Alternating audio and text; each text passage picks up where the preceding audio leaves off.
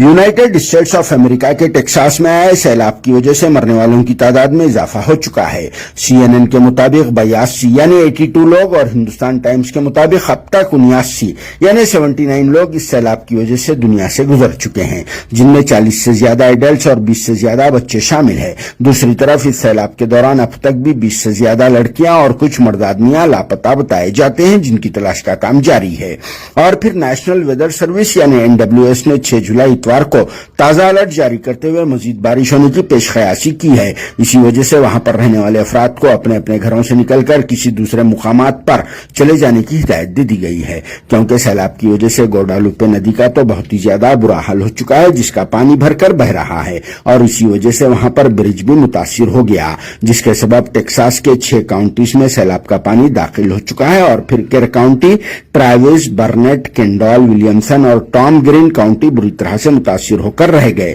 जहां सैलाब ने घरों के साथ साथ इस्टेब्लिशमेंट सेंटर्स को भी बुरी तरह से अपनी लपेट में ले लिया। और फिर इंफ्रास्ट्रक्चर के अलावा गाड़ियों का तो हाल ही मत पूछो। इस तबाही के सबब टेक्सास कई साल पीछे हो चुका है और इसे संभलने के लिए मजीद कई साल लगने का एक्सपेक्टेशन किया जा रहा है, क्योंकि अब तक भी टेक्सास में बारिश के सबब या फिर सैलाब से ऐसी सूरत हाल और फिर ऐसी तबाही नहीं हुई थी। मगर साल 2025 जुलाई के महीने में 4 तारीख को आए सैलाब ने अपना कहर बर्पा कर दिया है, जिसके सब बाद एडमिनिस्ट्रेशन बड़े पैमाने पर राहतकारी के काम का भी आगाज कर चुका है, लेकिन पानी के बहाव में तेजी की वजह से राहतकारी के काम भी ठप होते हुए नजर आ रहे हैं। ऐसे हालात में भी लोग अफेक्टेड नदी के पास जाकर अपनी जान जोखिम में डालकर वहां के साइट सीन से लुत्फानंदोज हो रहे हैं और फिर अपने अपने मोबाइल से पानी की शूटिंग भी कर